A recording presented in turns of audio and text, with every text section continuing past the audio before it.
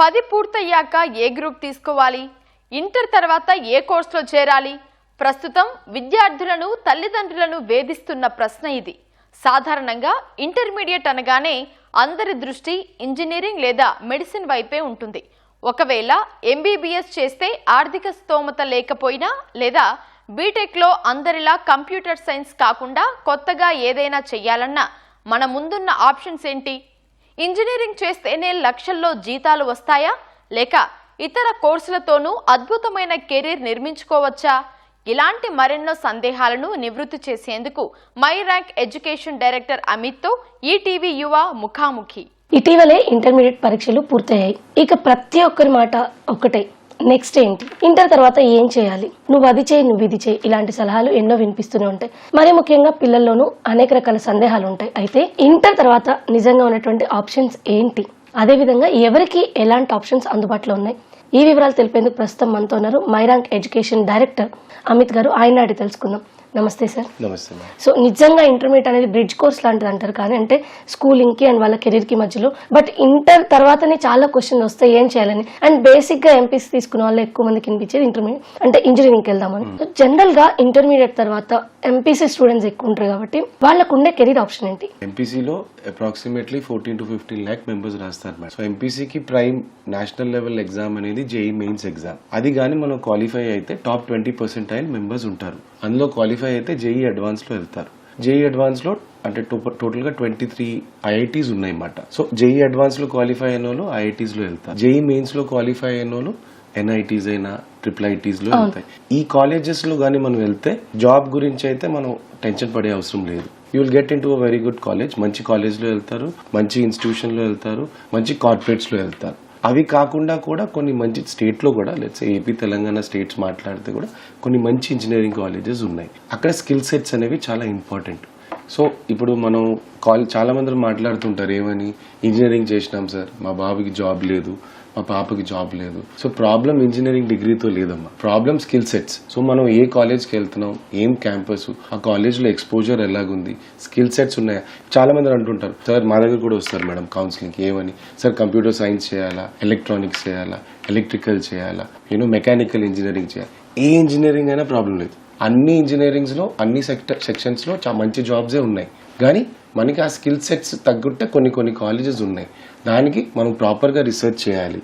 ఏ కాలేజ్కి వెళ్ళాలి అంటే ఇప్పుడు ఫర్ ఎగ్జాంపుల్ ఎన్ఐటి వరంగల్ తీసుకోండి. ఎన్ఐటి వరంగల్ కొన్ని డిపార్ట్మెంట్స్ లైక్ మెకానికల్ ఇంజనీరింగ్ చాలా ఫేమస్. ఐఐటి హైదరాబాద్ తీసుకోండి, కొన్ని డిపార్ట్మెంట్స్ చాలా బాగుంటాయి. సో ఏ కాలేజ్లో ఏ డిపార్ట్మెంట్ బాగుంది అది మనం కొద్దిగా రీసెర్చ్ చేసి దాని తర్వాత డిపార్ట్మెంట్ వైజ్ కాలేజ్ లో జాయిన్ అయితే చాలా చాలా బెటర్. సరే, అయితే మీరు అన్నారు జేఈ క్వాలిఫై అవ్వాలని. జేఈ మెయిన్స్ 2 సెషన్స్ జరుగుతాయి, తర్వాత ఫైనల్స్ అవుతూ ఉంటాయి.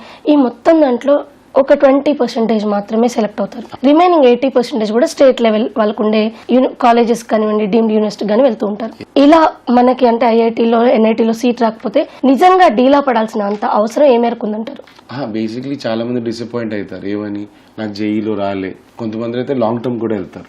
Okay, so basically for me institute is very important. Institute చాలా ఇంపార్టెంట్. అలాగని మనకు రాలేదంటే అది ఎండ్ ఆఫ్ ద రోడ్ అయితే కాదు, అయితే నిజం. అది చాలా డీమ్డ్ యూనివర్సిటీ, చాలా స్టేట్ కాలేజెస్ ఉన్నాయి. ఎంసెట్ లో మంచి ర్యాంక్ వచ్చినా కూడా చాలా మంది మంచి డిపార్ట్మెంట్స్ లో సెట్ అయిన వాళ్ళు ఉన్నారు. ఇప్పుడు లెట్స్ సే కొన్ని మంచి డీమ్డ్ యూనివర్సిటీస్ గురించి మాట్లాడితే మణిపాలన్ కర్ణాటకలో ఉంది. ఓకే, విఐటి కాలేజ్ అని వెల్లూరులో ఉంది. ఇది కూడా ఆల్మోస్ట్ మీకు ఈ కాలేజెస్ నుంచి మీరు డిగ్రీలు చేసి బయటకు వస్తే almost on an average IIT లెవెల్లో మీకు శాలరీస్ అనేవి వస్తున్నాయి. అలాగే మన స్టేట్ లో కూడా కొన్ని చాలా మంచి కాలేజెస్ ఉన్నాయి. ఆ దాన్ని బట్టి మనం కాలేజ్లో బట్టి వెళ్ళి కొన్ని స్కిల్ సెట్స్ ఇంప్రూవ్ చేసుకుంటే మనం అయితే ఏం వరి అవసరం అయితే లేదు. అయితే మనం ఇప్పుడు ఎంపీసీ స్టూడెంట్ గురించి మాట్లాడుతున్నాం అంటే ఎక్కువ శాతం ఇంజనీరింగ్, దాంట్లో కూడా కంప్యూటర్ సైన్స్ లేదా ఇప్పుడైతే ఏఎంఎల్, ఇవి కాకుండా ఇంకా కొత్త కోర్సులు కానివ్వండి, వాళ్ళ గ్రాడ్యుయేషన్ అవుతుంది బీటెక్ లో. సో ఈ 4 years తర్వాత ఎక్కువ డిమాండ్ వచ్చే కోర్సెస్ ఏమని అంటారు? ఇప్పుడు మేడం ఎలాగంటే ఇండియాలో మైండ్ సెట్ ఏంటంటే, ఇప్పుడు మీరే కొన్ని రోజుల ముందు చూసినారు క్రూడ్ ఆయిల్ ఉంది, అయినా చాలా మంది వెళ్ళి పెట్రోల్ బంక్స్ లో లైన్ కట్టినారు.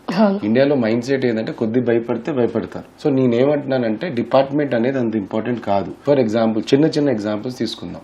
ఓకే, సెమీ కండక్టర్ ఇండస్ట్రీ ఉంది. సెమీ కండక్టర్ ఇండస్ట్రీ గ్రో అవుతుంది. అయితే మ్యానుఫ్యాక్చరింగ్ ఇంజనీరింగ్ తీసుకున్న చాలా బ్రహ్మాండమైన ఆపర్చునిటీస్. లెట్స్ ప్రతి ఒక్కరు అంటున్నారు ఏమని, India is a growing economy, India is a growing economy. So మన హైటెక్ సిటీ సైడ్ వెళ్ళినా, గచ్చిబౌలి సైడ్ వెళ్ళినా డిపార్ట్మెంట్స్ ఎలాగా బిల్డింగ్స్ ఏ రేంజ్ లో వస్తున్నాయి, ఇంకా ఆల్మోస్ట్ 50% 60% ఇంప్రూవ్మెంట్ ఉంది.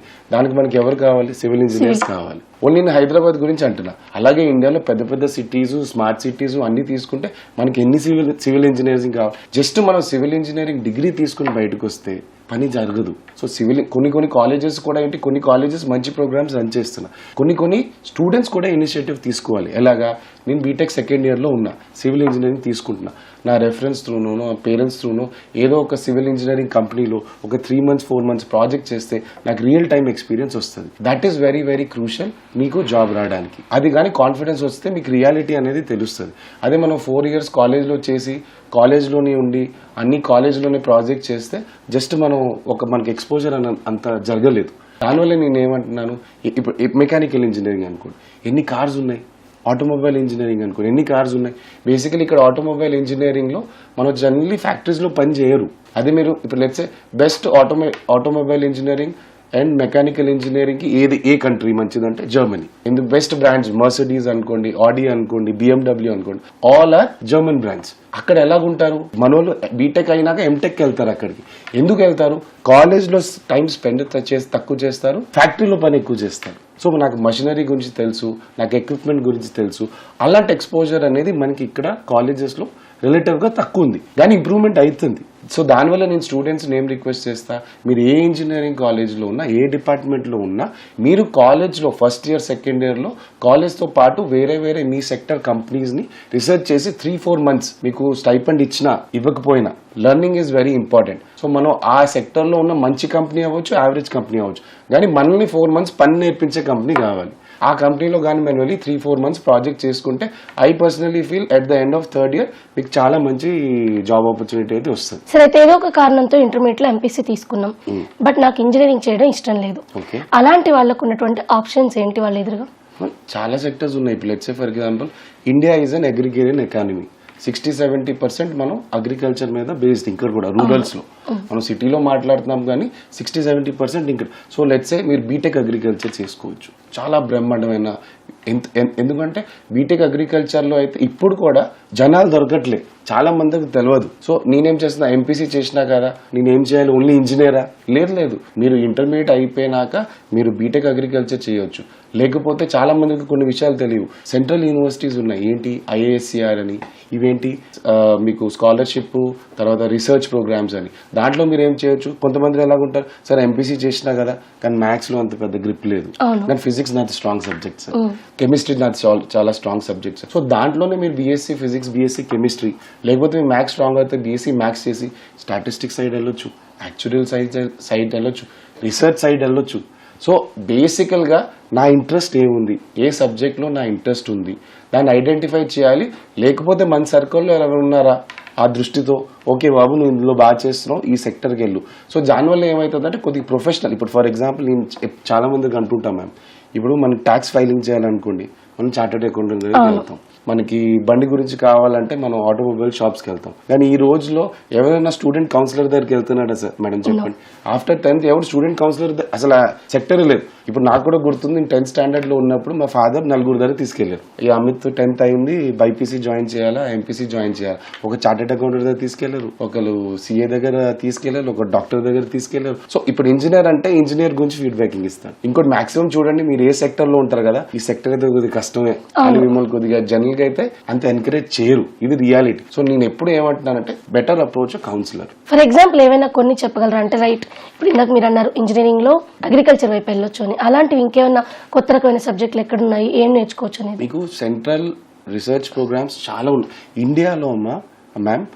మాక్సిమం మనం రీసెర్చ్ సైడ్ పెద్ద ఫోకస్ పెట్టము, ఎందుకంటే మనకి తెలియదు, అవగాహన లేదు. For example Indian Institute of science ఉంది, అది రీసెర్చ్ ప్రోగ్రామ్స్, అది మీకు BSc కెమిస్ట్రీ, బాటనీ, జువాలజీ ఇస్తుంది. IISCR అని రీసెర్చ్ ప్రోగ్రామ్స్ ఉన్నాయి. దాంట్లో మీరు మ్యాథ్స్ కానీ ఫిజిక్స్ కానీ కెమిస్ట్రీ చేస్తే you will directly become a scientist. A lot of people don't know that. Only degree basis మీదే, మీ డిగ్రీ బేసిస్ మీదే you can go and then get in to a scientist program at a junior scientist level and then a scientist level. Salaries అయితే మర్చిపోండి, మీకు central government salaries కంటే ఎక్కువ వస్తాయి.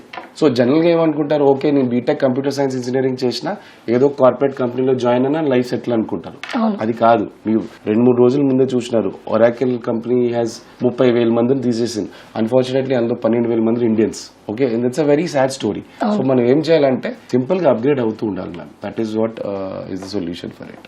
BiPC తీసుకున్న వాళ్ళ పరిస్థితి దాదాపుగా వాళ్ళైతే బీఎస్సీకి వెళ్తారు, లేదు అంటే మోస్ట్ ఆఫ్ ద పీపుల్ వాళ్ళు ఎంబీబీఎస్ వైపు వెళ్తుంటారు. ఎంబీబీఎస్ అనేది చాలా లాంగ్ టర్మ్, చాలా ఎక్కువ కాలం మనం ఇన్వెస్ట్ చేయాల్సి ఉంటుంది. ఎంబీబీఎస్కి వెళ్ళాలి అన్న ఆ జీల్ ఉంటే, అంటే ఎవరు ప్రోద్బలంతోనే కాకుండా మనంగా వెళ్ళాలి అనుకుంటేనే ఎంబీబీఎస్లో సర్వైవ్ కాగలరేమో అనిపిస్తుంది. సో అలాంటి వాళ్ళకి మీరేం సజెషన్ ఇస్తారు? అంటే అమ్మా ఎలాగుంటుంది అంటే 20 years ముందు నేను డాక్టర్ అవ్వాలి, వైద్యం చేయాలి అనే థాట్ ప్రాసెస్ ఉండే, అది కొద్దిగా స్లోలీ డైల్యూట్ అవుతుంది. ఓకే, ఎందుకు డైల్యూట్ అవుతుంది అంటే బికాస్ మీరు చెప్పినట్టు లాంగ్ టర్మ్ కొద్దిగా ఎక్స్పెన్సివ్ కూడా అయిపోయి స్టడీస్ కూడా. ఓకే, సో ఫర్ ఎగ్జాంపుల్ మీకు జీల్ ఉంది, నేను వెళ్ళి డాక్టర్ అయ్యి I will save lot of lifes, చాలా ప్రాణాలు కాపాడతా, లేకపోతే యాజ్ అ సర్జన్ గా వెళ్తాను. ఓకే, అట్స్ గుడ్ జీ. చాలా మంది బైపీసీ ఏమనుకుంటారు, ఓకే బైపీసీ జాయిన్ అయినానంటే ఓన్లీ డాక్టర్, లేకపోతే ఏం ఆపర్చునిటీస్ లేవు. నన్ను అడిగితే బైపీసీలో బెస్ట్ ఆపర్చునిటీ అంటే as a veterinary doctor. Okay, BVSc అంటారు దాన్ని, బ్యాచులర్ ఆఫ్ వెటర్నరీ సైన్సెస్ అంటారు. Just bachelor of veterinary sciences చేస్తేనే మీకు మీ డిగ్రీ అయిపోయిన వెంటనే initial take home salary 1.5-2 lakh rupees without much experience. Okay, పెద్ద పెద్ద బ్రాండ్స్ లైక్ మీరు హైదరాబాద్ లో పెద్ద బ్రాండ్ తీసుకోండి, మస్కటీ తీసుకోండి, హెరిటేజ్ తీసుకోండి, ఇండియా లెవెల్లో అమూల్ తీసుకోండి, నందిని తీసుకోండి, these are all big products. Okay, they will take bachelor of veterinary science students like left right centre. Okay, అదొకటి బ్యాచులర్ ఆఫ్ వెటర్నరీ సైన్స్. అది అయిపోయినాక నేను చెప్తున్నాను బీఎస్సీ అగ్రికల్చర్. చాలా పెద్ద పెద్ద ఫర్టిలైజర్ కంపెనీస్ ఉన్నాయి, ఫార్మస్యూటికల్ కంపెనీస్ ఉన్నాయి, who will take BSc agriculture students. After BSc agriculture MSc agriculture చేసేసిన మీకు మాక్సిమం ద లార్జెస్ట్ ప్రొడక్షన్ అనేది మీకు హాలాండ్ నెదర్లాండ్స్ లో అవుతుంది అగ్రికల్చర్ లో, తర్వాత యుఎస్ లో అవుతుంది. బీఎస్సీ అగ్రికల్చర్ ఎంఎస్సీ అగ్రికల్చర్ బయట విదేశాల్లో ఈజీగా సెటిల్ అవుతున్నారు. చాలా మందికి అవగాహన లేదు. చాలా మంది ఏమనుకుంటారు అగ్రికల్చర్ ఫీల్డ్ అనే మైండ్ సెట్ ఉంటుంది, కానీ బీఎస్సీ అగ్రికల్చర్ ఎంఎస్సీ అగ్రికల్చర్ చేసినా కూడా ఇండియాలో as well as foreign countries లో కూడా మీకు ఆపర్చునిటీస్ చాలా బాగున్నాయి. తర్వాత మనం ఎంబీబీఎస్ అయ్యింది, డెంటల్ గురించి మాట్లాడుకుందాం. ఇండియాలో అంటే మనం 30-35 years వరకు పెద్దగా డెంటల్ డాక్టర్స్ దగ్గరికి వెళ్ళం, కానీ అదే మీరు ఇండియా నుంచి బయట ప్రపంచంకి వెళ్ళారనుకోండి, they are all insured people. యూకేలో చాలా మంది డెంటల్ డాక్టర్, ఇన్ఫాక్ట్ చెప్పాలంటే చాలా మంది డెంటల్ డాక్టర్స్ కి డిమాండ్ ఎక్కువ ఉంటుంది ఎంబీబీఎస్ డాక్టర్స్ కంటే. So dental is a very good opportunity. ఇది కాకుండా మనం డిగ్రీ ప్రోగ్రామ్స్లో వస్తే నేను మీకు సేమ్ చెప్పిన ఇండియన్ ఇన్స్టిట్యూట్ ఆఫ్ సైన్స్ అయినా అవ్వచ్చు, ఐఎస్సిఆర్ అయినా అవ్వచ్చు. సో బైపీసీలో కూడా చాలా చాలా ఆపర్చునిటీస్ ఉన్నాయి. అసలు ఓన్లీ డాక్టరే నాది, నేను నీట్లో క్రాక్ చేయలేదు ఎగ్జామ్. చూడండి మేడం, లాస్ట్ ఇయర్ 25 లక్షల మంది ఎగ్జామ్ రాసినారు, అందులో 130,000 మందికే సీట్లు ఉన్నాయి. మిగతా 23 లక్షలు ఏదో వేరే జాయిన్ అవ్వాలి. అలాగే ప్రతి డాక్టర్ అయ్యే వ్యక్తి సక్సెస్ఫుల్ కాలే, అలాగే ప్రతి డిగ్రీ చేసేవాడు అన్సక్సెస్ఫుల్ అంటే లేదు. I know lot of people who have just done degrees and they have been successful. Sir, అయితే ఈ డిగ్రీ కోర్సెస్ లో కూడా microbiology, biotechnology and botany basis మీద ఉండేటువంటి కెరీర్స్ ఏంటి? బాటనీ, జువాలజీ అంటే ప్యూర్ లైఫ్ సైన్సెస్ సంబంధించి. ఇప్పుడు ఫర్ ఎగ్జాంపుల్ చాలా తక్కువ విషయాలు తెలుసు చాలా మందికి. లెట్స్ ఎన్వైరన్మెంటల్ సైన్స్ తీసుకుందాం ఫర్ ఎగ్జాంపుల్. ఇప్పుడు ఏదైనా పోర్ట్ ఉందనుకోండి, ఇప్పుడు లెట్స్ మనకి ఏపీ తెలంగాణలో అయితే పోర్ట్ లేదు, కానీ ఆంధ్రప్రదేశ్లో అయితే మీకు వైజాగ్ పోర్ట్ ఉంది, కాకినాడ పోర్ట్ ఉంది, తర్వాత చెన్నై పోర్ట్ ఉంది. ఇక్కడ ఏదైనా మనం పోర్ట్ సెటప్ చేయాలన్నా, ఇండస్ట్రీ సెటప్ చేయాలన్నా, లెట్స్ వరల్డ్ లో అందరికంతా టాలెస్ట్ బిల్డింగ్ ఏంది? Burj Khalifa. అసలు మీరు అనుకుంటున్నారు బైపీసీ మాట్లాడుతున్నా, మళ్ళీ మెకానికల్ బుర్జ్ ఖలీఫా గురించి మాట్లాడు. Burj Khalifa it is one of the tallest building. So నేను అప్పుడు డెవలప్ చేసేటప్పుడు ఎన్వైరన్మెంటల్ సైన్స్ వాడు ఫస్ట్ క్లియరెన్స్ ఇవ్వాలి. ఏమని? ఎర్త్ క్వేక్ వచ్చినా, ఏవైనా గట్టిగా గాలి వచ్చినా ఆ బిల్డింగ్ పడకుండా ఉండడానికి. సో బుర్జ్ ఖలీఫా నుంచి పోర్ట్ సెటప్ చేయాలన్నా, ఫ్యాక్టరీ సెటప్ చేయాలన్నా, ఏ సెటప్ చేయాలన్నా ఎవరు కావాలి? ఎన్వైరన్మెంటల్ సైన్స్ పర్సన్ కావాలి విత్ ఎక్స్పీరియన్స్. ఓకే, అది ఎక్కడి నుంచి వస్తుంది? ఒక బైపీసీ స్టూడెంటే వస్తుంది. సో చాలా మందికి ఆ విషయాలు తెలియదు. మీరు ఇంకో చాలా ఇంపార్టెంట్ పాయింట్ అన్నారు, ఏమని? Biotechnology is future, microbiology is future. ఇప్పుడు ఫర్ ఎగ్జాంపుల్ చాలా మంది ఇప్పుడు క్యాన్సర్ అనేది one of the deadliest diseases in the world. So ఇప్పుడు మనకి ఎవరికైనా అన్ఫార్చునేట్ గా ఎవరికైనా క్యాన్సర్ వచ్చింది అనుకోండి, మనం ఆన్కాలజీ డిపార్ట్మెంట్ కి వెళ్తే వాళ్ళు రేడియేషన్ కి మనం చేస్తారు. బట్ కొత్త సెక్టర్స్ వస్తున్నాయి లైక్ న్యూక్లియర్ మెడిసిన్. ఇప్పుడు లెట్స్ సే ఫర్ ఎగ్జాంపుల్ ఎవరికైనా క్యాన్సర్ వస్తే మొత్తం బాడీకి రేడియేషన్ అవుతుంది. దానివల్ల ఏమవుతుంది? కొంతమంది మెంటలీ తీసుకోలేకపోయిన వల్ల క్యాన్సర్ ని డిఫీట్ చేసినా మెంటలీ డిఫీట్ అయిపోయి ఎక్కువ కాలం బ్రతకలేరు. కానీ న్యూక్లియర్ మెడిసిన్ వల్ల ఏమవుతుంది? ఆ specific segment with help of biotechnology ఒక క్యాప్సూల్ జస్ట్ మీరు తీసుకుంటే ఆ ఆర్గన్ మీకు ఏ ఆర్గన్ లో క్యాన్సర్ ఉందో ఆ ఆర్గన్ కి వెళ్ళి రేడియేషన్ ఇస్తుంది. దానికి మీకు ప్రతి ఒక్కరు కావాలి, ఒక రేడియాలజీ డాక్టర్ కావాలి, ఆన్కాలజీ డాక్టర్ కావాలి, మీకు బయోటెక్నాలజీ పర్సన్ కావాలి. So it's a team work. Okay, so అలాంటివి చాలా చాలా డిపార్ట్మెంట్స్ ఉన్నాయి where you can see microbiology, biotechnology, environmental science, అలాంటివి. ప్యూర్ లైఫ్ సైన్సెస్ గురించి ఏమంటారు? వీటికి ఉన్నటువంటి ఆపర్చునిటీస్ ఏంటి తర్వాత? Absolutely pure life science. ఇప్పుడు for example pure life science లో మీరు వెళ్ళండి, ఫిషరీస్ తీసుకోండి for example. Fisheries is an excellent department. Okay, మీకు అవగాహన ఉంటుంది, జపాన్ లో fishes are so expensive. Okay, and fisheries is a very good department. Lot of infrastructure wise చూడాలంటే ఇండియాలో ఇంకా చాలా ఇన్ఫ్రాస్ట్రక్చర్స్ రావాలి. ఫిషరీస్ కాలేజెస్ అన్ని లేవు, ఎస్పెషల్లీ గవర్నమెంట్ కాలేజెస్ ఉన్నాయి కానీ వెటర్నరీ కొన్ని ప్రైవేట్ కాలేజెస్ రావడం మొదలైనాయి. కానీ ఫిషరీస్ అనేది కొద్దిగా లిమిటెడ్ ఆప్షన్, కానీ అది మంచి ఆపర్చునిటీ. ఇప్పుడు సిఈసి, ఎంఈసి ఇలాంటి కోర్సులు తీసుకున్న వాళ్ళు ఉంటారు, వాళ్ళకి బెస్ట్ కోర్సెస్ ఏముంటాయి తీసుకోవడానికి, అండ్ వాటి నుంచి వాళ్ళకు ఉండే కెరీర్ ఆపర్చునిటీస్ ఏంటి? సైన్స్ గురించి మాట్లాడేస్తున్నాం, మనం బైపీసీ ఎంపీసీ మాట్లాడేస్తున్నాం. మన ఏపీ తెలంగాణ స్టేట్స్ గురించి మాట్లాడితే 80-85% of the students BiPC MPC side వెళ్తారు. అదే ఇండియా యావరేజ్ తీసుకుంటే 55% people will go towards arts. That's a very shocking number, but it's a reality. Okay, మీరు ఢిల్లీ యూనివర్సిటీకి వెళ్ళారు అనుకోండి, ఆర్ట్స్ లో కానీ మీకు డిగ్రీలో జాయిన్ అవ్వాలంటే 95-96% కంటే ఎక్కువ ఉండాలి. ఓకే, సో ఆర్ట్స్ అనేది సౌత్ లో అంతగా అగ్రెసివ్ గా తీసుకోరు. ఎందుకంటే నేను చిన్నప్పుడు చదివేటప్పుడు అనేవారు పిల్లడు పుట్టిన వెంటనే ఎంసెట్ అంటాడు అని. అంటే ఆ టైంలో ఎంసెట్ ఎంట్రన్స్ ఎగ్జామ్ ఉండేది మెడికల్ కి, ఇంజనీరింగ్. ఇప్పుడు మనకి నీట్ అయిపోయింది, ఇక్కడ జేఈ మెయిన్స్ అయిపోయింది. సో ఆర్ట్స్ అనేది ఇట్స్ అ బ్యూటిఫుల్ డిపార్ట్మెంట్. మన ఏపీ తెలంగాణలో అయితే అంతగా లేదు, స్లోగా కొద్దిగా మళ్ళీ ఇంప్రూవ్మెంట్స్ అయితే అవుతున్నాయి. So what are the future segments? ఈ ఫస్ట్ మనం ఆర్ట్స్ అయినా కామర్స్ అయినా చేస్తే chartered accountant, company secretary and cost accounting, ఇవి premium. Chartered accountant, company secretary and cost accounting. ఇవి అయిపోయినాక కూడా కొంతమంది అకౌంటింగ్ సైడ్ వెళ్తారు, కొంతమంది బీకామ్ చేసి ఎంకామ్కి వెళ్తారు, కొంతమంది బీబీఏ సైడ్ వెళ్తున్నారు, business administration, and then going to MBA which is CAT exam. మనం క్యాట్ రాస్తే మళ్ళీ జేఈ మెయిన్, జేఈ అడ్వాన్స్ లో ఐఐటి ఎలాగా చాలా ఇంపార్టెంట్ అన్నాము, క్యాట్ ఎగ్జామ్ కి ఐఐఎమ్స్ అలాగే important, Indian Institute of Management. అలాగే చాలా నర్సింహోంజీ అని, ముద్రా అని, చాలా సెంట్ జేవియర్స్ అని చాలా బ్రహ్మాండమైన బీబీఏ, ఎంబీఏ కాలేజెస్ ఉన్నాయి ఇండియాలో, where you will be developed. I'm also an MBA product. Okay, I'm a BIPC student who did degree in chemistry, botany, zoology, and then I moved into MBA and then worked for Kotak Mahindra Group, and now I'm a student counselor. నేను ఈరోజు counselling ఇస్తున్నా, అన్ని journeys చేసి వచ్చినా కాబట్టి I know what is the pain. And in 10th, I was a very good math student. See, being a very good math student, I took BIPC because maybe there was no proper guidance to me also at that time. Commerce students ki aithe chaala manchi opportunities unnai. For example, commerce students ki aithe main ga okati cheppedi entante మీరు risk management side వెళ్ళండి. ప్రతి organisation, పెద్ద organisations కూడా ఈ రోజు ఏం చేస్తున్నారు, ఎంత రిస్క్ పెట్టొచ్చు. Okay, risk management is a very good thing. So risk management side మీరు వెళ్ళి, లేకపోతే యాక్చురల్ సైన్సెస్ అంటే చాలా మందికి తెలియదు. ఇప్పుడు ఇన్సూరెన్స్ కంపెనీస్ ఉంటాయి కదా madam, insurance companies they calculate the premium. ఆ ప్రీమియం ఎలా క్యాల్కులేట్ చేయాలి, actuarial sciences people have to calculate. That has to be through commerce side. It's a long route, but once you know the final, నేను train ఎక్కాను madam, నాకు final destination తెలుసు.